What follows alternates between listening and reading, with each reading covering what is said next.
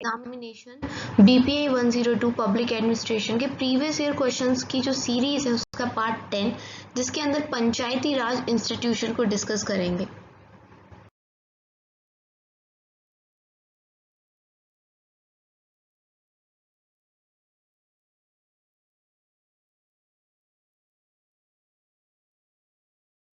Briefly मैं अब अगर आपको बताऊं कि पंचायती राज इंस्टीट्यूशन जिसको पीआरआई कहते हैं ये होता क्या है, तो दरअसल ये रूरल लोकल सेल्फ गवर्नमेंट होती है जो कि इंडिया में है, इसको पीआरआई के नाम से जानते हैं। एंड ये क्या करती है लोकल सेल्फ गवर्नमेंट, ये सारा मैनेजमेंट देखती है लोकल अफेयर्स का। जैसे लोकल बॉडी होती है जिनको लोकल ही लोग वहाँ के इलेक्ट करते हैं। अभी बहुत देर से लोकल लोकल हो रहा है, आपको समझ में आएगा अभी आगे। पीआरआई यानी कि पंचायती राज इंस्टीट्यूशन को 73rd कॉन्स्टिट्यूशनल अमेंडमेंट एक्ट 1992 के द्वारा हमने अपनी कॉन्स्टिट्यूशन में ऐड किया था। आप समझते हैं ना, 73rd कॉन्स्टिट्यूशन यानी संशोधन करके 1992 में, सो दैट हम लोग ग्रास रूट लेवल पे भी अच्छे से काम कर सके और जो इंडिया हमारे गांव में बसता है उसको भी डेवलप कर सके। In its present form the structure PRI has completed 26 years of existence. ठीक है, तो प्रेजेंट फॉर्म में लगभग 26 साल से ज़्यादा ही हो गया होगा, हम कंप्लीट कर चुके हैं। However a lot remains to be done in order to further decentralization and strengthen democracy at the grass root level. हमने काफ़ी कुछ किया है, प्रयास किए हैं, पंचायती राज इंस्टीट्यूशन को बनाया है सो दैट हमारे गांव डेवलप हो सके, लेकिन अभी भी हमें बहुत कुछ करना बाकी है ताकि हमारी डेमोक्रेसी को पावर मिले।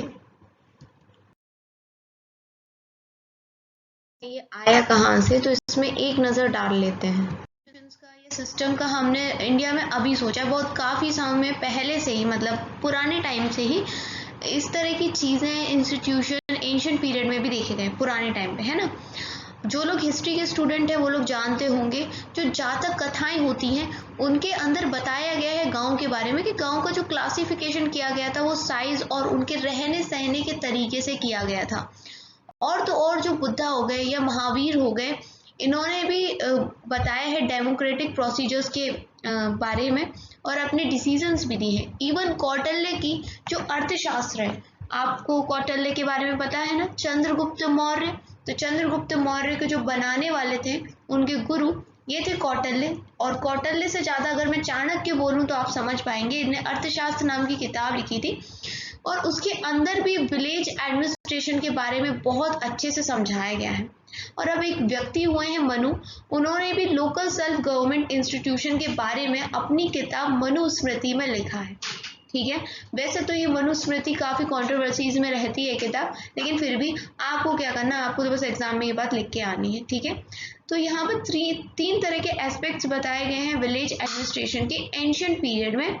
ठीक है, जो कि इतने अच्छे हैं कि हमें उनको मेंशन करना ही पड़ा था। One is the community spirit which prevailed among people. Another is the kind of public functionaries who were concerned with its administration. And third is the nature of public bodies through which the inhabitant participate in the management of its system. तो देखिए पहला जो मतलब तीन जो aspects हैं वो क्या है कि पहला है कम्युनिटी की spirit which prevailed among people, लोगों के अंदर एक स्पिरिट होनी चाहिए कम्युनिटी वाली। दूसरा है कि किस प्रकार के पब्लिक फंक्शनरीज होंगे जो एडमिनिस्ट्रेशन को देखेंगे। और तीसरा होगा पब्लिक बॉडीज का तरीका, क्या नेचर होगा उनका और वो कैसे मैनेजमेंट में पार्टिसिपेट करेंगे, ये सारी चीज़ें। ठीक है, इस तरह के जो एग्जिस्टेंस हैं विलेज एडमिनिस्ट्रेशन को लेके वो हमने चंद्रगुप्त मौर्य यानी मौर्य काल में, मौर्य काल के अंदर चंद्रगुप्त मौर्य, बिंदुसार और अशोका आ जाते हैं। और गुप्ता काल में, गुप्त भी काफ़ी अच्छी एक साम्राज्य रहा है गुप्तास का भी, मशहूर वो रहे हैं राजा जैसे समुद्रगुप्त, है ना। और इसमें भी एक चंद्रगुप्त थे, ये मौर्य डायनेस्टी के नहीं थे, इन्हीं गुप्ता पीरियड के थे, तो इनके टाइम पर भी चलता था। अब जब मुगल्स आए तो इन्होंने भी इंट्रोडक्शन करवाया किस चीज़ का, एक एडमिनिस्ट्रेटिव मशीनरी का जो रेवेन्यू कलेक्ट करेगी, है ना, और ज़्यादा टाइटर कंट्रोल दिखाएगी विलेज एडमिनिस्ट्रेशन के ऊपर। तो इस सब से हमें ये पता चलता है कि बहुत पुराने समय से ही पंचायती राज सिस्टम जैसी प्रथाएं चली आ रही हैं, ऐसे इंस्टीट्यूशन चले आ रहे हैं, ये कोई नई चीज़ नहीं है। हाँ, ये बात है कि बीच में ये विलुप्त हो गई थी, लेकिन अब दोबारा से ये आ गया है।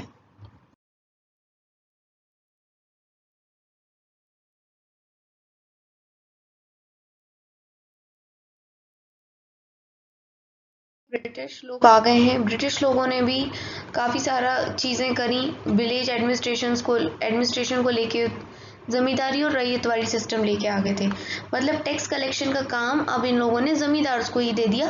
क्यों? क्योंकि ज़मींदार अपने यहाँ के किसानों को जानते हैं, उनसे वसूली कैसे करनी है ये लोग ज़्यादा अच्छे से जानते हैं। तो इन्होंने एक इंडियन ही को हायर करा कि ये आराम से टैक्स कलेक्ट करेगा और फिर हमको देगा। तो एक मीडियरी की तरह काम कर रहे थे, मीडियम था बीच का, एक गरीब किसान और ब्रिटिश के बीच में जमींदार इस प्रकार से काम करते थे। अब फिर क्या हुआ, हमारा फ्रीडम मूवमेंट आ गया, और फ्रीडम मूवमेंट में भी बात चल रही थी कि हमें सेल्फ गवर्निंग इंस्टीट्यूशन को स्टैब्लिश करना है। ये एक तरीके से पार्ट बन गया था नेशनलिस्ट आइडियोलॉजी का। ठीक है, जो भी हमारे फ्रीडम फाइटर्स थे उनके दिमाग में ये चीज़ बरस गई थी कि हमें सेल्फ गवर्निंग इंस्टीट्यूशन को बसाना है, so that grass root level पे भी अच्छा काम हो सके। Mahatma Gandhi observe my idea of village swaraj is that is complete republic independent of its neighbor for its own vital wants and yet interdependent of many others in which dependence is necessity। तो महात्मा गांधी का भी यही कहना था कि जो हमारे गांव हैं हमें उनको इंडिपेंडेंट बनाना है।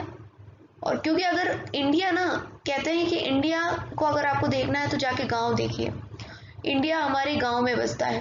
तो अगर हमारे इंडिया डेवलप करेंगे तो ऑब्वियस सी बात है, मतलब अगर हमारे गांव डेवलप करेंगे तो ऑब्वियस सी बात है इंडिया भी डेवलप करेगा। Gandhi's idea had pervading effect and this was reflected in constituent assembly debates too। ठीक है, मतलब गांधी का जो ये आइडिया था, ये विचारधारा थी, ये इतनी ज़्यादा इफेक्टिव थी कि ये चीज़ हमें कॉन्स्टिट्यूएंट असेंबली में भी देखने को मिलती थी, और ये एक मुद्दा बन गया था डिबेट्स का भी। Though the draft of the constitution did not make any reference to village as unit of self-government, there were many in the assembly who felt that village should play an important role in economic and social development। जिस time पे draft बनाया गया था constitution का, उस time पे village को एक सेल्फ गवर्नमेंट यूनिट की तरह नहीं देखा जा रहा था, लेकिन कॉन्स्टिट्यूशन असेंबली के बहुत सारे ऐसे मेंबर थे जो चाहते थे कि विलेज को एक यूनिट की तरह देखा जाए, सो दैट हम इकोनॉमिक और सोशल डेवलपमेंट कर पाएंगे। आफ्टर एक कंसीडरेबल डिबेट, मतलब एक लंबी चौड़ी डिबेट चली, डिस्कशन हुआ काफ़ी लंबा चौड़ा, उसके बाद आर्टिकल 40 को इनकॉर्पोरेट करा गया था।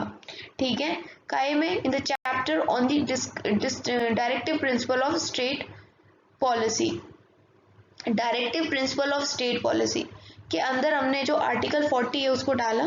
And this article calls upon the state to take steps to organize village panchayats and endow them with such powers and authority as may be necessary to enable them to function as unit of self government। तो article 40 बताता है directive principles का कि एक राज्य को ये अधिकार है कि वो स्टेप ले सकता है अपने यहाँ की विलेज पंचायत को ऑर्गेनाइज करने के लिए, और जो भी उसको सही लगता है वो पावर भी दे सकता है इनको, सो दैट ये अपनी सेल्फ गवर्नमेंट को फंक्शन कर सके, अपनी सेल्फ गवर्नमेंट बना सके। तो अभी तक हमने देखा कितना ज़्यादा इवोल्यूशन हो रहा है, मतलब एंशियंट टाइम से लेके बुद्ध, महावीर, चंद्रगुप्त मौर्य, गुप्ता डायनेस्टी, देन उसके बाद मुगल्स आ गए, फिर ब्रिटिश राज आ गया। अब गांधी जी ने भी बोल दिया कि ऐसा कुछ होना चाहिए विलेज के एडमिनिस्ट्रेशन के लिए। अब हमारे कॉन्स्टिट्यूशन में भी चेंजेस आ गए हैं, आर्टिकल 40 को डाल दिया गया है ना, अमेंडमेंट्स लेके। अब आखिरकार इतना सब कुछ करने के बाद फाइनली जो पंचायती राज हमारे भारत में हमें देखने को मिलता है, ये किसके द्वारा रिकमेंडेशन दी गई थी? तो एक कमेटी के द्वारा दी गई थी जिसका नाम है बलवंत राय मेहता कमेटी। इसका नाम बलवंत राय मेहता कमेटी, इनके चेयरमैन बलवंत राय मेहता जी के नाम पे पड़ा था। ठीक है, अब हम देखेंगे स्ट्रक्चर और फंक्शंस क्या होते हैं पंचायती राज इंस्टीट्यूशंस के। स्ट्रक्चर के बारे में बताया था पंचायती राज इंस्टीट्यूशन के, लेकिन 1977 में एक अशोक मेहता कमेटी भी आई थी जिसने 2 टियर के बारे में बताया था। तो इंडिपेंडेंस के बाद हमने देखा था कि जो स्ट्रक्चर और फंक्शंस हैं पीआरआई के, उनमें कोई भी समानता नहीं है, और हमें क्या करना चाहिए कि लोकल एडजस्टमेंट के तरीके को देखते हुए कि किस इलाके में कैसी चीज़ सही रहेगी, उस हिसाब से हमें पीरियड स्ट्रक्चर को अपनाना चाहिए। अब जहाँ पर 3 टियर लग रहा है वो ये स्टेट है: आंध्र, बिहार, गुजरात, हिमाचल, महाराष्ट्र, राजस्थान, तमिलनाडु, पंजाब, उत्तर प्रदेश, वेस्ट बंगाल। और 2 टियर लग रहा है असम, हरियाणा, कर्नाटक, मध्य प्रदेश और उड़ीसा में। कुछ स्टेट ऐसी होती हैं जहाँ जिला परिषद इतना स्ट्रांग होता है कि वहाँ पंचायत समिति को वो ओवरशैडो कर देता है, मतलब मेन कौन रह जाता है वहाँ? जिला परिषद। और कुछ स्टेट्स ऐसी हैं जहाँ जिला परिषद का कोई ज़्यादा वर्चस्व नहीं है, वो एक एडवाइजरी फंक्शन करता है, मतलब सिर्फ सलाह दे सकता है, उसके हाथ में कुछ खास ज़्यादा पावर नहीं होती। स्ट्रक्चर हो सकता है जिसमें एक जिला परिषद होता है डिस्ट्रिक्ट लेवल पे, पंचायत समिति होती है ब्लॉक लेवल पे, एंड ग्राम पंचायत होती है या फिर विलेज पंचायत कह दो विलेज लेवल पे। सम स्टेट्स में क्या होता है कि न्याय पंचायत या फिर हम बोल सकते हैं जुडिशियल पंचायत भी होती हैं, जो क्या करती है क्विक और इंडिपेंडेंट जस्टिस देती हैं, किनको? विलेजर्स को, with regard to small and less intense crime. अब ये नहीं है कि कोई किसी का बुरी तरीके से मर्डर कर दे या टेररिस्ट वाली बात आ गई है तो ये लोग निर्णय लेंगे, नहीं, फिर तो अपन को हाई कोर्ट सुप्रीम कोर्ट ही जाना रहेगा। लेकिन जो छोटे मोटे क्राइम्स होते हैं उनको जल्दी जस्टिस मिल जाए तो इंडिपेंडेंट जस्टिस दे देते हैं विलेजर्स को, वहाँ के local. Some states have Gram Sabha. It can be a statutory or non-statutory body. तो कुछ जो स्टेट्स हैं वहाँ पर ग्राम सभा है वो स्टैट्यूटरी बॉडी भी है और कहीं कहीं पे नॉन स्टैट्यूटरी बॉडी भी है। स्टैट्यूटरी बॉडी हम उसे कहते हैं जैसे हम किसी कानून के द्वारा लेके आते हैं, संविधान में इनका जिक्र नहीं होता। तो the broad structure of PRI will come clear from tile chart given here. मैं अभी आपको दिखाऊंगी उसे।